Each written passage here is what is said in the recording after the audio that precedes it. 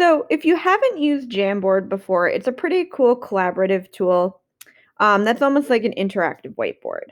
So we're going to use this to complete a kind of like it's like a roundtable sort of discussion on Connor's monsters. Um, so if you are doing this in real time in class, you can this is something that will work well. You will likely, if you are watching this later and class is done, um, you're going to have to approach this a different way, unfortunately. Um, but this is basically the general gist of what we're doing. You're going to locate the page with your name on it. So if you look up here, um, right here, there is this neat little kind of place where you can flip through pages. So if you flip through, you'll notice that each page has a student name here. So you want to flip through until you find your page. And what you're going to do is you're going to brainstorm a list of Connor's monsters. So remember from our reading of The Monster in My Head and our kind of overview that monsters can be physical. So they can be like real life objects, people, animals, trying to think anything that's like a physical object can be a monster if it poses some sort of fear or problem, right? But then you have the abstract monsters, which can be emotions. They can be things that are imaginary that we make up. So as a kid, if you had if you suffered from that idea of a monster under your bed, that monster rate would be kind of like an internal abstract monster. Things like anger, fear, sadness, those kinds of things are also considered monsters. And I think we really want to look at this idea of pretty much any obstacles that you face can be a monster in your life. So you want to think about the things that Connor is facing in his life right now that could be considered monsters. And you can edit where it says type monster here. And you are going to type in whatever you think of as one of Connor's monsters. So, the one that everyone should probably put down is the yew tree,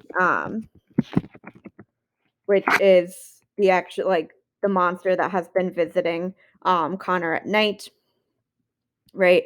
You can come over here, also, type in something else that you can think of that's bothering him.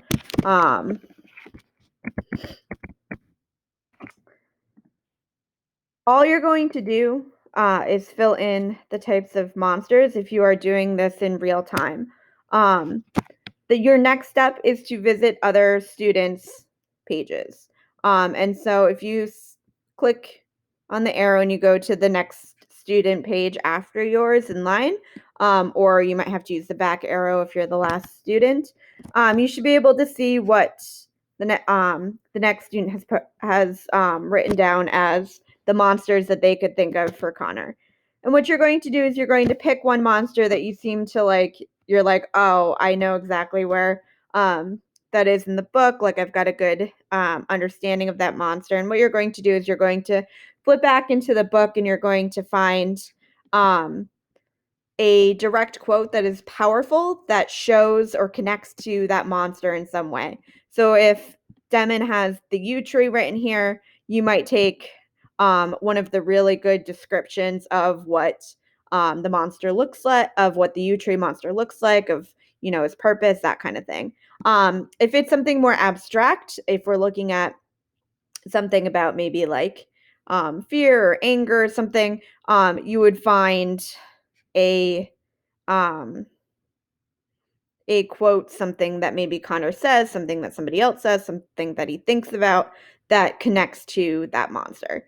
And so you're going to, let's say you'll add to, one on Demons, you'll go to your next one, you'll add one on Jason's, etc. If the person does not have any monsters typed in, that's likely because either they're still thinking and you've totally like crushed it and you're going super fast, or they're not doing this in real time.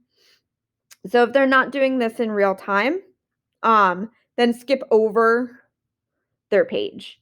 If they don't have any monsters there, so let's say you're going through and you get to Jason's and there are no monsters typed, just, click again through until you find a page that has monsters typed. And you're going to keep going through your classmates' pages until everyone who is currently participating has something filled in as far as quotes go. All right, so either you have visited everyone's page or all of them are complete, whichever happens first. And then if you're not doing this in real time, which is highly likely because you're watching this instructional video, you're going to have to find quotes on your own. So you're just going to have to do your own page, type in the monsters that you can think of, find quotes from the text that support that. And that's the way it's going to have to be.